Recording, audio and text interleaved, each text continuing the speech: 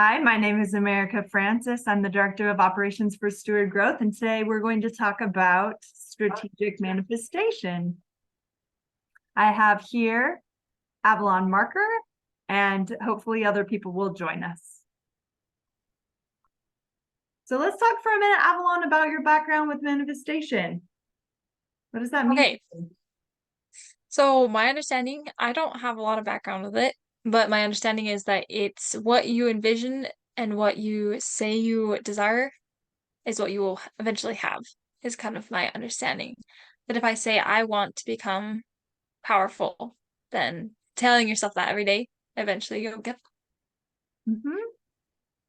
That's a really good foundation. So basically, it does mean that the universe is made up of energy and we're magnets. And so what you focus on shows up in your life. And if you're happy with your life, appreciating things that you like will continue to bring good things into your life. And if there are things that you want to change about your life, or if there are things you don't like about your life, the more you can focus on the things that you like and the things that are working, the better your life will be. I love that. Good. One thing I wanted to focus on today was back to the vision boards. I don't think you were there during our manifestation strategy meeting where we talked about vision boards, but I'm a big fan. And I thought I would start out this discussion by mentioning that the job I have right now with Steward Growth is because of intentions I put forth on my vision plan. So I thought I would read that to you. So here's what I put on my vision board. I'm learning and becoming more skilled and talented. Thank you that I'm learning, helping people, building relationships, and in the process of making serious income. Thank you for opportunities I have to make a difference, for the fulfillment I feel when I help people. I have an amazing team of professionals to help me with my work. I love making powerful discoveries. I'm learning a lot and enjoying it very much. Experts want to work with me. I also have something about mentors and creating awesome results. And then I have another part right after that that talks about learning and having help paying for learning opportunities. So the first part is about the work that I'm doing with Steward Growth. I'm helping people, building relationships, making a difference, all of those things that were really important in the meaning side for me. And then I just got accepted into an MBA program and I received a scholarship for that. So that's the part where these experience, I'm getting help paying for some really great learning opportunities. And I put these on my board. I mean, I probably started my first vision board. I mean, it doesn't matter, several years ago. And an important part of the vision board is continuing to refine the things that you want. So you make the original beginner board, and then you continue to review it. And as you review it, you change things a little bit. Maybe you get a picture that's a little closer to what you want, or you decide that something you thought you wanted isn't exactly how you want to spend your time, or it's not exactly the car that you wanted, and you put a new picture or a new description of the thing that would actually maybe please you better. I love that for sure. Do you have any sort of planning tools that have helped you as you've been planning for college or in high school, things that helped with your goals that were the plan before you got to the fulfillment of those desires? Well, I always loved setting those 1 year, 5 year, 10 year goals. Those have always Mhm. been good. I like to break it down in different things. Recently, I had the thought that, okay, if I were to die tomorrow, what would I want to do today? And then the question, if I were to die in a year, if I were to die in 5 years, and if I knew that, what would I do differently? And that's been really cool because if I knew I was going to pass away in 5 years, I would, I would spend more time with relationships but I wouldn't set aside my hopes and dreams. I would do something in the world, you know? So that's always fun to think about. Stephen Covey had an exercise where he would he had people write their obituary. I think it was him, write your obituary. And I did that exercise one time where I wrote all the things that I wanted to be remembered for in my life. And it can be really useful to do that. You can see the types of accomplishments, maybe the roles you want to play, or I want to write a book. So I put that I was an author on there. And it helps you reflect on the things you've already accomplished and also look ahead for the things that you haven't done yet, but you can start putting into, you can start laying the groundwork for those things, like getting an education or making relationships, or if you want to be a writer, you've got to write, practicing your skills and abilities. Yeah, that's beautiful. Can you tell me a little bit about how you plan out your week and how you plan out your day? Something I like to do is use the Eisenhower matrix. I don't know if you're familiar with it. Tell me about that. It's like, so the Eisenhower matrix is this four square box where in one box you write the most important things to get done that day. Mm. And then second box is the do soon box. So it's things that are to be done next. And it's just the four levels of importance pretty much. And I Mhm. think that that's what I like to do is prioritize what is the most important thing I need to do today, and then after that, and then the next, and then the least important thing. Nice.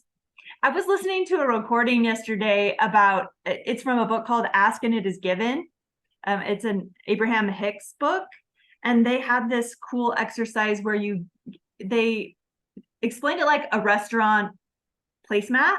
So you just get a piece of paper and you write down 2 or 3 things that you would want to accomplish today. And then all the other things that are on your to-do list, you put to the universe to handle for you. Like, I'm going to do this, this, and this. And I would really like it if the rest of these things just get handled and you make the list. But you don't have to keep the list with you. You just like leave it behind at the restaurant, you write it on the tablecloth and you walk away. I'm talking about a paper tablecloth, of course, where they mean for you to write on it. But in that example, you put some things for you, and then if you put that intention that those things will happen, then you focus on the things that you decided that you would work on and prioritize. And then you might notice that other things just happen to get handled. So for example, maybe a person that you would have called calls you, or somebody else takes the responsibility, or some things just resolve on their own and you don't have to manage them. So that's one great thing about manifestation, is putting that type of intention that it would happen and you wouldn't have to manage it yourself. And then there was another exercise it was talking about, which was setting an intention for a segment. So maybe the time from, well, it's saying like every time you transition in your day, that's another segment. So you would think, I'm getting in my car now, and between the time I'm here in the car to the time I get to my destination, the traffic will be really smooth, and I'll find a good parking spot or something. And then during my meeting, that's the next segment. When you start that segment, your intention is, I'll be really interested in what they talk about, and I'll meet some interesting people. And then after that all happens, you think about the next step in your day. And when you're planning out all of those things and you're imagining good outcomes happening. So whatever positive thing could happen during that section of time, which could be pretty short, those intention periods could be, I think they suggested when you wake up in the morning until you get out of bed could be a section. But you could certainly have longer periods that you were intending. But if you consider those periods and kind of imagine a good result, those types of thoughts can smooth the way for you in your life. Hi, Lisa. How are you doing today, Lisa? What's been happening for you? She's muted right now. If she gets on, I'm curious about her background with manifestation and kind of her understanding of it. Maybe she's just listening because she's working on some other things, but okay. I had too many things open on my computer, and I like minimized it to the side, and I clicked on something. I was like, oh no, now I gotta find it. That's easy to do. So So Lisa, I actually do a lot with manifestation. do So you a think lot manifestation had anything to do with your connection with Steward Growth? actually, yes. And some of that is so a lot of what I do with my manifestation is once a week I write like a little biography about myself. So at the first of the week, I say, I am Lisa Weymouth, and I am powerful because I am a good listener, because I'm a good friend, because I show up for my husband and I show up for my children.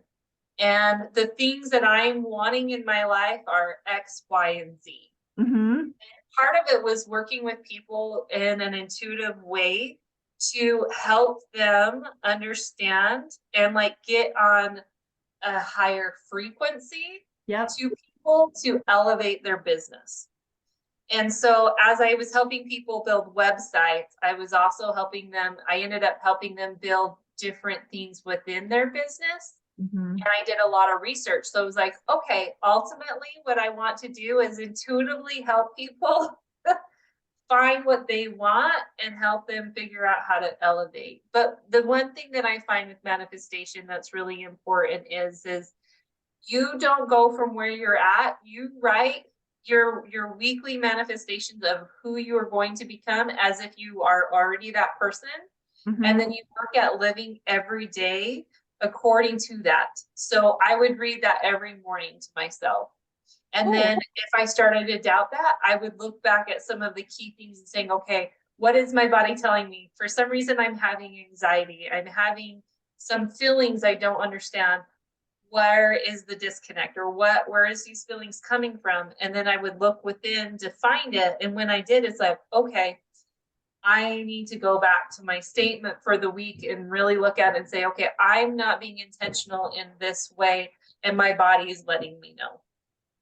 I really That's like beautiful. what you're saying about reflection, because as you continue to look back at these lists and at the vision board, you're reflecting on how your current situation is different, and how you can act, what choices you can make, and how you can live today in order to manifest and make that future a reality. There are things that you have to do right now if you want to be there at some point. And you can relax about the timing. You can relax about what all the steps are that need to happen before you get there, because things will work out. And I also really like what you're talking about, discomfort, because whenever you notice that something's not working, that helps you identify what it is that you want, and you can focus on the solutions and consider what the outcome is that would really work for you. A lot of the times we look on the outside and we sit and we say, okay, I'm feeling discomfort because of this person, but really it's not that person that's making us uncomfortable. It's something, or an insecurity, a trigger, a trauma. It's something within us that is letting us know that this doesn't feel good. And then we have to look at ourselves and say, why does this not feel good? Do we have imposter syndrome in this moment? Do we have something that we need to identify of, this person is making me feel this way, but it's really, I'm making myself feel this way because I'm feeling X, Y, and Z.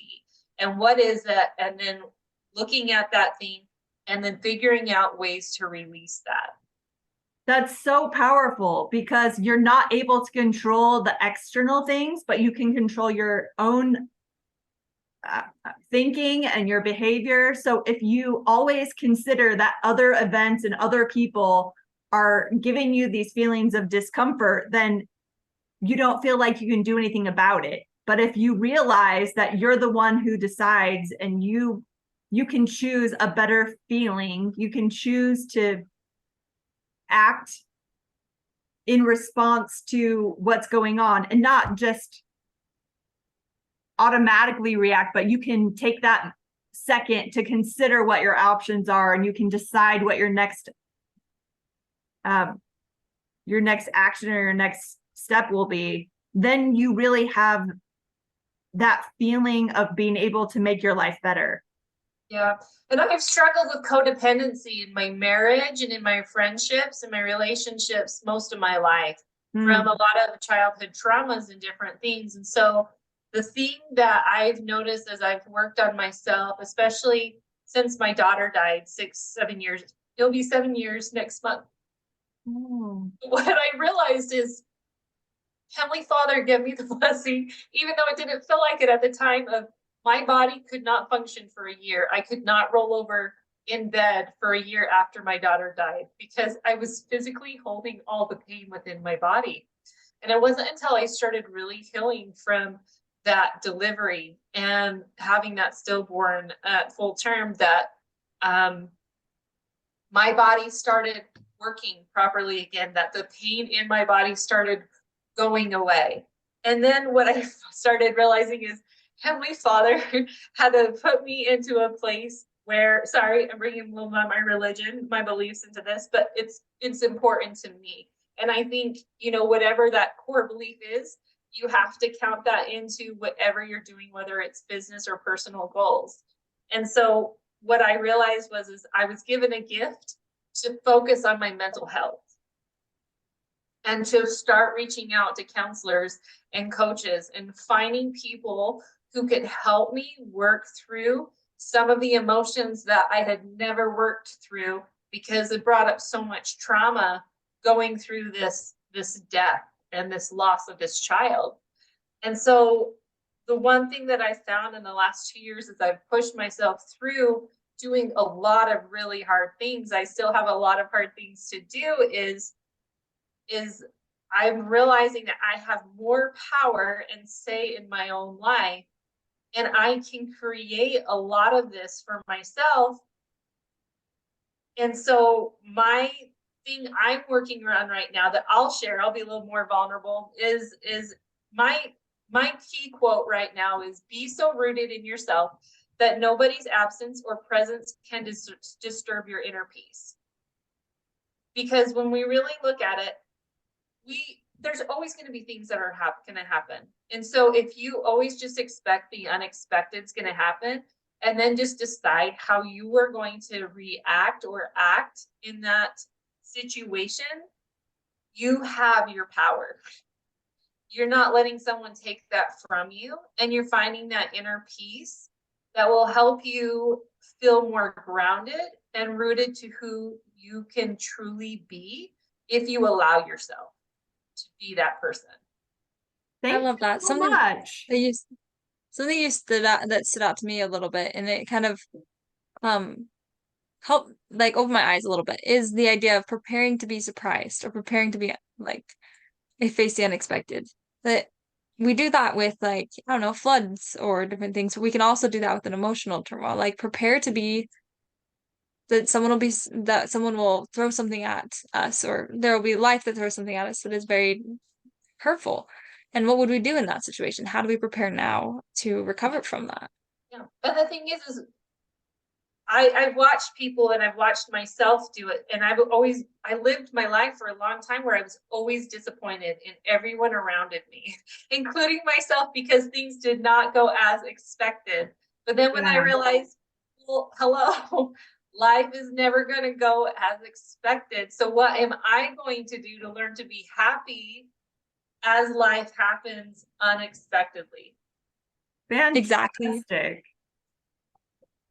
Thank you for sharing all that, Lisa. I was wondering if you could also expand on what you were saying about supportive people, because sometimes we focus a lot on independence and self-reliance.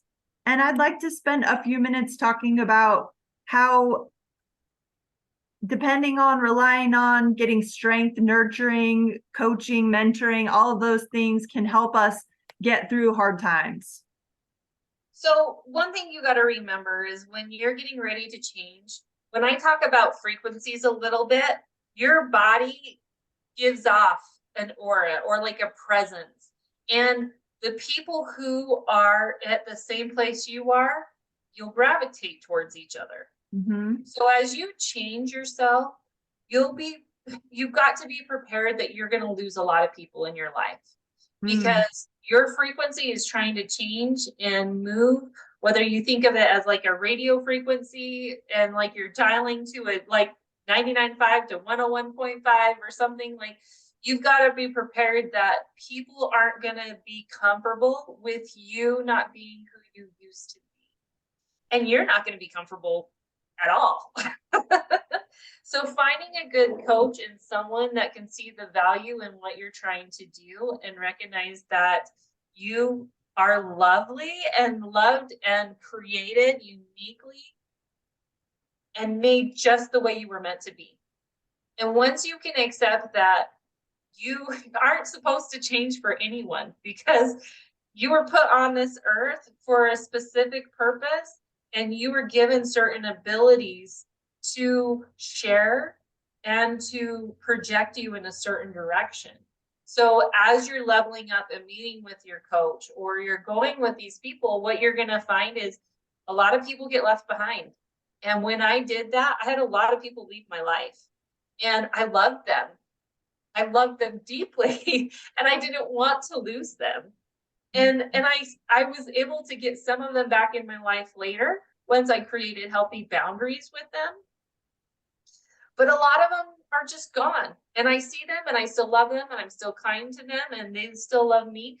It's just our path is not in the same place because what they want is not what I want for myself anymore. And who I need, it's not them, and vice versa. And so you're grateful for those times you have with those people and those struggles and what it taught you. But as you level up and you work with your coach, people will just naturally gravitate towards you and opportunities will show up and things will happen and people will say things. And, when Travis actually talked to me about coming and working and just helping out doing some of this stuff, this is what Steward Growth is doing, is what I was setting up to do on my own. And I didn't know how it was going to come out. I didn't know if it was going to happen. I didn't know what it would all look like. But then everything kind of fell in place in an unexpected way.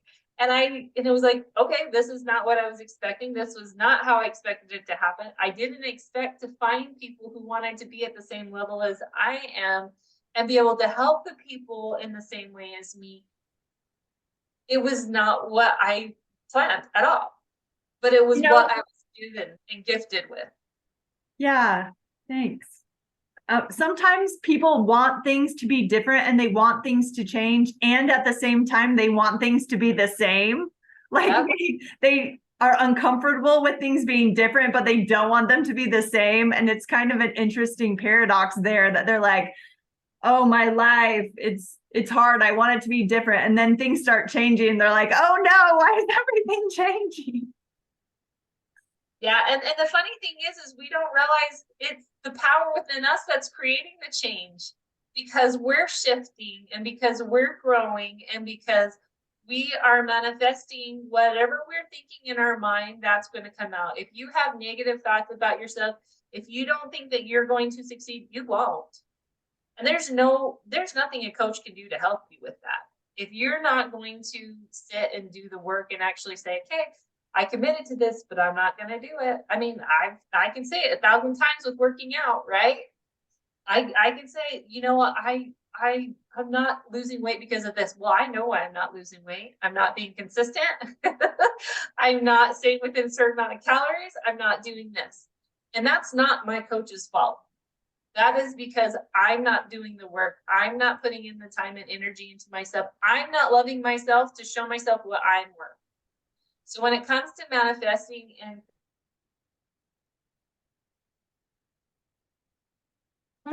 Something froze. Sorry, Lisa, we can't hear the rest of your thought, but I'm going to introduce a few principles. Did you want to finish? Unfroze. Do you want to finish your thought? Okay, tell me where I was at. Just the end of your sentence. Yeah. You're just like, really, it just comes down to you have to be accountable. You Mm. have to recognize that you can put blame on anyone that you want, but you are in control of yourself. You're in control of your decisions. So you need to, when you make up your mind, you're going to fail during the path. But that's part of it. You're supposed to be you're imperfectly perfect.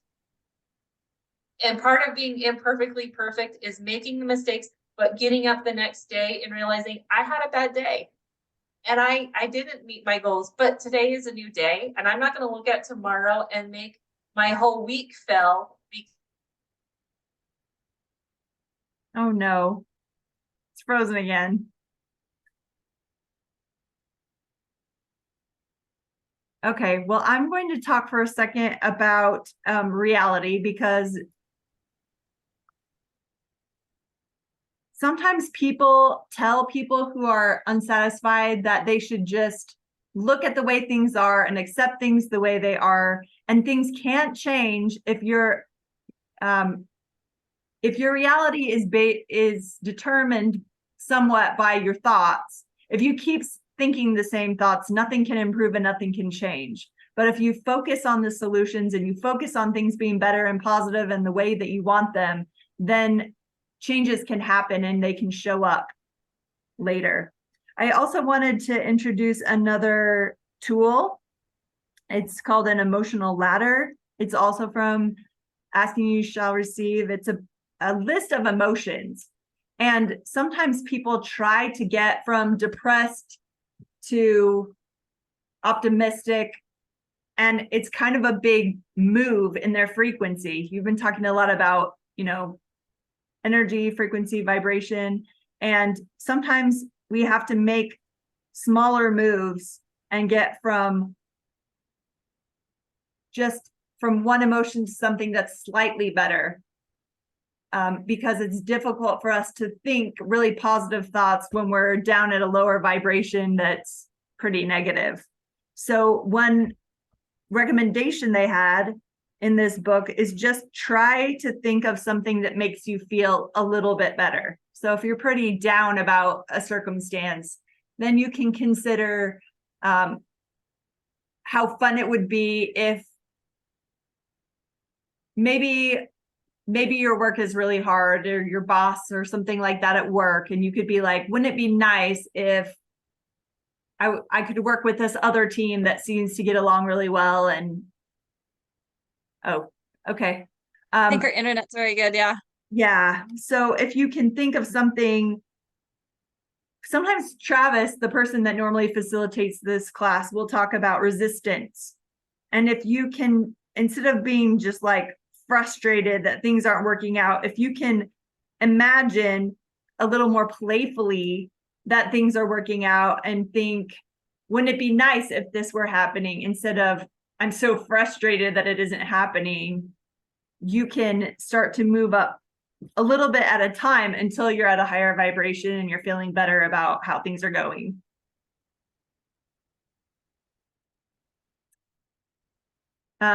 We talked earlier about the I vision think that's plan. important. I love Continue, Avalon. Yeah. So I was thinking more on what you said about realistic things. Because there's what comes to my mind is some people can say manifestation is like, okay, drop out $1 million into my car today. That's not gonna happen. It's not gonna work. So it's really like manifestation is manifesting whatever I'd be willing to work towards, in a way that it being like, I imagine there's going to be a lot of help. It's possible. So for me, it's like, I am going to manifest, I'm going to do well on this exam. I'm going to get 98%. I'm going to 100%. And so what am I going to do to work towards that? Well, it's possible because I can work towards that, but I can't work towards something magical happening outside of the ordinary, like $1 million falling into my car. I think you actually could manifest that, but you would have to believe it. You would have to believe it. And I can't believe that, because I'm like, that's insane. Right. The fact that you can't believe it makes it unlikely to manifest.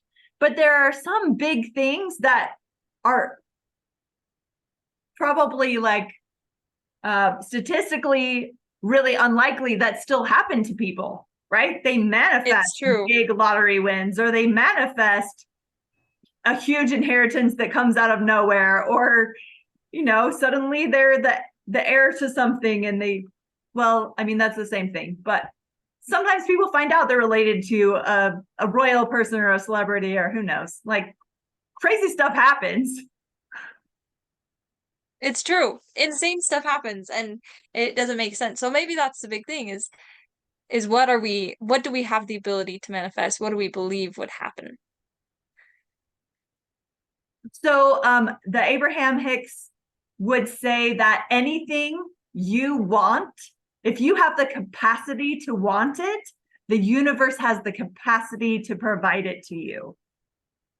So there That's true. is a way you can get anything that you would want. And a lot of people have manifested those, like, look at the billionaires that have multiple homes and yachts and whatever. Maybe they've manifested great financial prosperity. And then you have people who have manifested really deep wisdom or very strong family relationships or some kind of professional or career success. Mm-hmm. And some of those manifestations do have different accomplishments along the way, right? I mean, you don't go from the mailroom to the CEO usually. You usually have some kind of progression where you're learning skills and being mentored and those kinds of things. But sometimes the path is very unconventional and it's very surprising. It's true. Welcome back. So I have this exercise that I wanted to introduce. We don't necessarily have to put a lot of time into it, but if people don't have a vision board yet, there are 4 different categories that were recommended for this exercise, which were your body, your home, your relationships, and your work. And an alternate that we proposed before was to split it into things you want to be, have, and do. So you can put some things into sections on different pieces of paper. And so what you can do is first you can think about all the great things that you see in your life, that you have, that you remember, anything that you're really grateful for in your life, because appreciation is a really high vibration. And if you can think of all the positive, good things in your life, it's likely to bring other positive and good things into your life. And then you can start writing down things that you would like to see in your life, things you want to be, do, or have.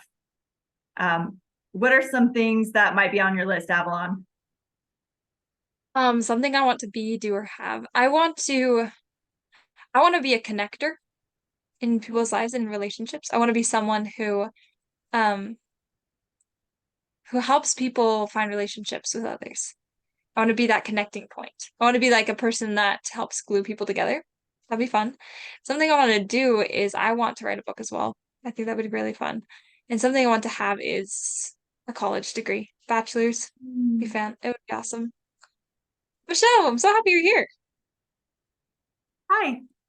So one of the key things about becoming is to have someone to show you the path, and that's a mentor. And I think you're really lucky because your dad is such a talented connector and so good at being the hub for all these relationships that will be a big benefit for you to be able to see how he does it and what he does.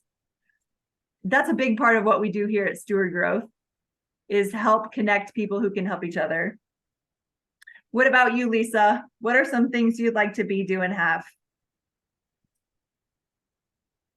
I want to be better about putting my needs first. Having children, it always makes it hard knowing how to prioritize yourself over the needs of your family and your husband and all the other demands.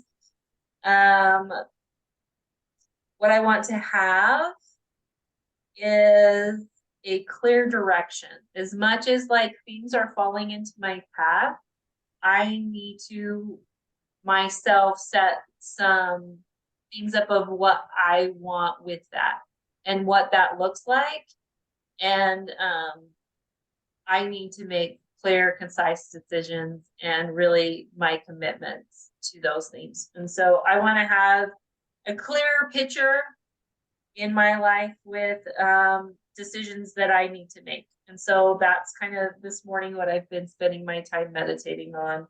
And then what I want to do is continue to increase my vibrations of who I am and the people I bring into my life and the quality of people, and find more people like me. Do you want to share anything? What's your cousin's name again? Oh, my name is Michelle. Michelle. Yeah, I'm happy to share. Something to be, I want to be stronger physically. That's one thing that I would like to really start working on, doing some things that really stretch me to start getting more benefit or more results that I'm wanting physically. I want to travel a lot more. I want to, right where we're located next to lots of neat places. I want to travel and see those things. And I want to have the knowledge to have a lot more financial success. Mm-hmm. Excellent. So getting clear and identifying these things is one step. And then if you put together a vision board, you can add pictures. So one of the most effective ways to do it is to have yourself in the picture. So whether you're imagining yourself, maybe you have a picture of the place that you want to travel and you picture yourself there in that place. But if you can put together some kind of document, it can either be clippings from magazines that you put on a collage, or I have a Google Doc where I find pictures online, and you can continue to change those pictures. What does the ideal bathroom look like? What does your ideal hobby room look like? What about your ideal job, your clothing, I put Disney cruises on mine, or Marvel cruise, fun things like that, the adventures, talents and artistic opportunities. But once you find the pictures, you have something that your mind can move toward, just the details of it. But often people will tell stories about how they put together this picture of the house and then they moved into the house. And sometimes they even forget that they had the picture, and they'll go back and look at a vision board and be like, oh my gosh, I live in the place that looks just like the picture I collected a while ago. And it's really important to think those positive emotions while you're looking at it. So the frequencies of the problem and the frequencies of the solutions are different. So if you focus on the problem, you can't get the solution. It's mutually exclusive. So if you want that, whatever it is, if you want more money, you've got to focus on acting as if you had the money already, instead of being sad that you don't have the money now. America, I read a really good book kind of going along with that. It's called The Having. I don't know if any of you have read it, but so in the book, it's like you talk about what you don't have with finances, right? Like, oh, I don't have enough money to do that or whatever. But with The Having, you focus on what you do have. Even if it's as simple as I have enough money to fill up my car with gas. So maybe it's not the car you want or whatever, like, so having that picture of the car you're dreaming of or something, but right at the moment you have money to fill your car with gas, and you feel that positive emotion to then propel you forward. Well, thank you for sharing that. There are two different exercises that I've heard about recently that are related to money and feeling comfortable, because a lot of people are uncomfortable with the feeling of lacking money. It's something that maybe started early and their parents were talking about things they couldn't afford and things you couldn't do because you didn't have the money. So a lot of us just get kind of stuck in that place of feeling like the scarcity instead of abundance. And one thing they recommended was to just keep $100 bill in your wallet, and you don't spend it, but you just think about all the things that you could spend it on. You're like, I could buy this right now. I see this thing that I like. I could buy this food. I could buy this treat. I could buy this experience, and I have the money right here. And you think this, just a positive thought. As you go through the day, you spend that money mentally lots of times, and you're like, wow, I have plenty of money. I could buy this thing that I want right now. And then another thing you could do is you can have kind of an imaginary checkbook. And what you do is you write checks every day. You put in a deposit of $1,000 today and $2,000 tomorrow and $3,000 the next day. And you try to spend all that money virtually every day. So you're like, if I had $1,000, what would I spend it on? You write the check. It's not a real checking account. You just use fake checks, checks that aren't linked to an account anymore. But as you're spending this money, you're excited about it. Maybe you're spending it on education experiences. There's a whole list of things you can spend it on, but you mentally spend it. And once you get to 50 days, you're spending 50,000 in a day, and you can start thinking about ways to give away money, but maybe you just want some fancy things.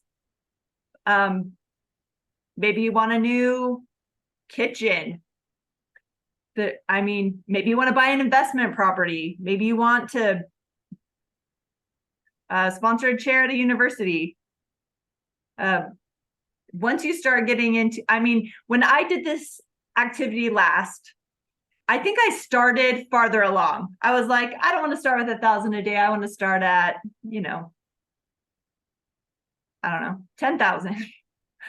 And after a while, it gets kind of hard to spend all the money. If you do that activity and you do another $1,000 every day for a year, they said by the end of the year, you would have spent $66 million. So at the end, you're just like, I'm buying a private jet and I'm buying basically a town. I don't know.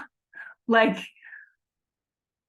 it helps you think on a deeper level, because once you get past, you have the car you want, you have the house you want. What other things are there? The different investments, different opportunities, building businesses, doing trips. And sometimes what you realize when you're going through that is you decide to do something in real life. Maybe you say, after you've done the research, this trip is a couple $1,000s and I'm going to find a way to get there. And you just book it. Like maybe you manifest some crazy flight deal and you get to go to a fun place. And because you're thinking about it, opportunities show up. One principle that's really important that I learned early in my life was maybe it's not about the money at all. Because a lot of times we're like, I can't do this thing because I don't have money. But sometimes you don't need the money. You can just go on the trip. Like one time I went to Italy and stayed with my cousin's family for 4 months, and her husband, well, my cousin was the husband, but he was deployed and she needed someone to help with childcare and just company. And so I stayed in Italy for 4 months and it was fantastic. I didn't pay most of the expenses while I was in Europe. And if I had just said, I have no money, I can't do this, then I would have lost that opportunity. I lived near New York City also for a job, and I wouldn't have been able to pay all of those expenses. I was doing a writing job and it included housing and some things. So I had a really great experience there, but I wasn't earning the money and then spending it on the housing and the car and all those great perks that I got. I had a computer, I had a phone, I had food, like all those things. But it was compensation for the job and the work I was doing. So sometimes you just got to be really creative and open to solutions that maybe aren't the traditional path. Maybe you Can I don't have add to something, wait for the Evelyn? money. Go ahead. So abundance does equal sacrifice. In order to really like change something, we still have to sacrifice. Having a positive mindset for everything is really good, but we also have to be realistic in the fact that if we want certain things and we want to move in a certain direction, there's going to have to be sacrifices. So sometimes when we use this play money and things, it's for the things that, yes, we want down the road, or maybe it's something we want now. But we also have to remember that the reason why we're putting in these big checks and things is because we're trying to create space for that new money, and also for it to be used for that in the future. Can you give an example? So, I love shopping. I love clothes, but I also know that there's needs within my family and there's bills that have to be paid. And so it's like, I know that my goal is to earn X amount of extra dollars so that I can maybe buy an outfit a month, or just something little that lifts me up. Okay. Because, if I sacrifice everything, I don't get it all. You know what I mean? I'm not being able to continue to level up because I'm not giving myself like a little perk kind of thing, whether it's chocolate or whatever it is. So I, instead of spending as much as I used to on clothes, I now sacrifice that. And I do online shopping all the time, but I never actually check out. And it still gives me that high of, oh, I would look cute in that and do that and whatnot, but I don't do it. And then I have that extra money for the other things I need.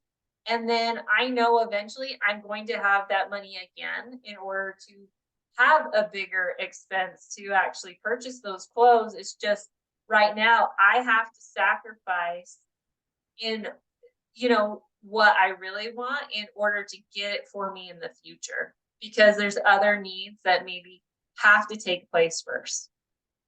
Does that make You sense? bring up another point too. Sometimes people will buy the clothes and then they wear them a couple times and they lose their novelty and whatever excitement we got. Maybe looking for it and purchasing it were the good feelings, and it wasn't about having the clothes. So if we can find ways that we can be excited and we can get the brain chemicals we need, or how can we be happy? Maybe we connect with somebody else. Maybe we go on a walk. Maybe we do something creative. And we're looking for those good feelings. And sometimes we think that it's spending, or there's so many different addictive behaviors that are trying to meet needs, and there may be more satisfying alternatives. Yeah, because sometimes what we want now and the things like traveling, it's fun and we want to do it, but we also know we have to have our basic needs met first. So what sacrifices are we going to do? Are we going to sacrifice maybe a little of our grocery budget and put $15 away every 2 weeks to start building that nest egg for that trip? And so we're not cutting out a lot of what needs, but then we are still creating abundance. Yeah, you're thinking ahead. You're putting aside for the future, and you know that if you continue to do that, later you'll have that account and that balance to spend. You'll have the amount that you want. And also another thing you can do is invest your time in maybe adding a gig job or getting educated, or something that's investing in a long-term way to increase your money. So you can save part of your money and look ahead that way. And another thing you can do is learn how to increase your payment per hour, or there are lots of ways you can do something today that can make you more financially abundant in the future. Yeah. And I love Avalon's comment in the chat, There has to be a way to balance optimism and excitement with realism as to what's actually going on. I like this discussion of like fulfilling dreams and everything. It's like what we put our mind to, we're gonna get eventually. We know that. And then it's the saying of like, okay, I see myself with this amazing car. And so what I can do today to achieve that is to set aside $15, like Lisa was saying. That's really powerful because it's like if you just put a little bit to a little bit every day to what we care about the most, by the end we're gonna have it. It's like in relationships, we say, I want a good relationship with this sister. What can I do today to increase that? And maybe it's just a simple text saying, hey, thinking about you, I love you. Well, that's not gonna immediately flip the relationship around if it's maybe it was a turmoiled relationship before. It's not gonna immediately flip it, but it's gonna add that one drop of goodness to it. So it's like a similar thing. And it's like, I'm going to do something every day to increase my relationship with my sister. And then one day it's going to be where I thought it was going to be. And I think one thing that can really multiply that effect is if we can automate things by making them habits. And as far as financial things go, I used to have several different savings accounts in an online account, and it would automatically pull money every single month to put in an account. So I could identify, like label an account by the savings category. This is for my daughter's college. This is for a new car. This is for a new computer, whatever. And every month I didn't have to think about it. It automatically put money in there. And if you don't have to stop and go into your bank and transfer the money, it's much more likely that will happen. It's like your pre-tax things getting pulled out of your paycheck before you see the end money that you get paid. If you can automate those money things, then they're much more likely to happen all the time. And if you can automate something like that in a relationship, every morning we do this routine and it includes some affection or some conversation, those things can, because they're automated, they take less effort and they're more likely to happen, and they add a lot of deposits to our relationship or our financial bank account.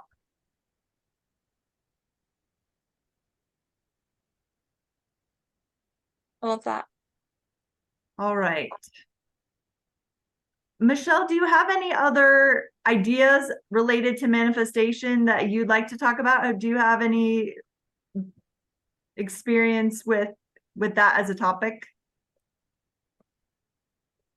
Yeah. So one thing that has really helped me with manifesting is being clear on my why. So, because a lot of times it's like, oh yeah, it'd be really nice to take, like, I would love to go to Scotland and watch the Royal Tattoo perform. Like that is definitely on my bucket list. But right now it's not like high enough that I'm there to manifest it yet. But things like when we were moving from Colorado to Utah, it was like, I want a 4-bedroom house with a 2-car garage that's within 10 minutes of the freeway. Like I was that specific. And then I had reasons why. Like it was close to the freeway for my husband's commute to work. They had the 4 bedrooms because then it was enough space for our family, and the 2-car garage. Like, so I had a reason why. And we did it again when we got the car that we currently have, because I was like, in Kentucky with the weather, sometimes you don't know if you're gonna need 4-wheel drive or if you're not. Like just different things that we had an experience where our car before didn't have 4-wheel drive, and it was an awful situation. And I was like, okay, going forward, like this is what I want my car to have. And so, and then it was one of those things, like it was a newer car and the car payment's higher than a car payment we've ever had. And I was like, oh man, well, okay, if I'm going to have this car, then I need a way to make that car payment. And so then the thoughts came, okay, how do I do the car payment? No, I can't afford the car payment. How do I afford the car payment? And as you start thinking like that, then ideas start coming, and we've, had ways that we've been able to make the car payment, and it's been a great family car. And it's one of those that as there's days I still sit in it sometimes and I'm like, oh my gosh, I can't believe this is the car I'm driving. But at the same time, realizing that it's just your step up, right? So when I first started manifesting, it was simple things like I remember my husband one time, he was just like, I just want a piece of European chocolate. Like that was something that he wanted to manifest, right? And it was something super simple that it came. But then I feel like the more you manifest, the more your confidence builds, and then the higher you start going, and your belief occurs that it's like, oh my gosh, I totally can. And so one of my ultimate manifestations that I want to do is I want a castle on 100 acres. But I have to still figure out, okay, but what is the purpose of those 100 acres? Like, what are we going to do with it? How's it going to work? And plus the location, like I want mountains, I also want beach. So I'm like, hey, well, where do we put that and how does it work? And so that's still one of those things that I'm playing around with that I know eventually it will come. But for me, when I'm able to manifest it the fastest is when I am clear on what I'm wanting and I have that purpose behind it. I love that. That's really useful. Talking about the because and talking about how can I get it. One final thing I wanted to mention before we go is how important it can be to sync up vision boards. Because if you're working on a company or a family or something, if you can compare those so you know what the other person cares about, it's important to know if your husband wants to have a castle on 100 acres, that might affect him. So sometimes it can be good just to have a shared board and put things that both of you care about. When I was looking at my house part of the vision board, I looked for input from all of my different children. And I said, what do you want your bedrooms to look like? How is the furniture going to be set up? How big do you want it? Things like that. And I asked my husband how he wanted his office game room to look, and thoughts about the yard, thoughts about, how big the house is, how it's laid out, different floors, how we wanted to have an accessory apartment in the basement, things like that. So sharing those ideas can help you get acquainted with people and find out what their priorities and values are. Have any of you ever had shared vision boards? Well, I can't, I haven't been married yet, so I can't say that I've had like one with my husband or something, but I have had like family vision boards where we're like, what do we want to have for pets or what we do with the yard or different things. And that's really invigorating to share that vision board with other people, to have that shared like mantra and desire and everything. Sometimes it's hard for you to imagine it in a similar way. So having pictures can help everybody see, like maybe you're assuming that it will be one way and then someone else's picture is a lot different from yours. So having actual pictures can really help you know what the other person's thinking.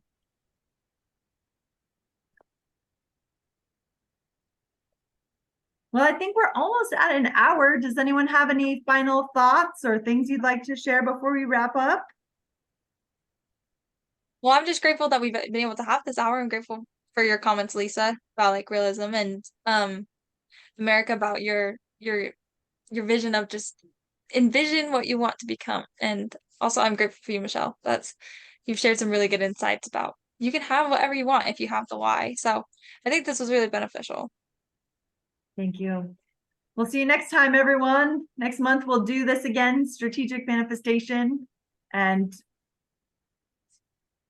success to all of you. I hope you'll get the things on your wish list in the meantime, and we can share about what those things might look like in the next time. Yes. Hey, see you. Bye. Bye.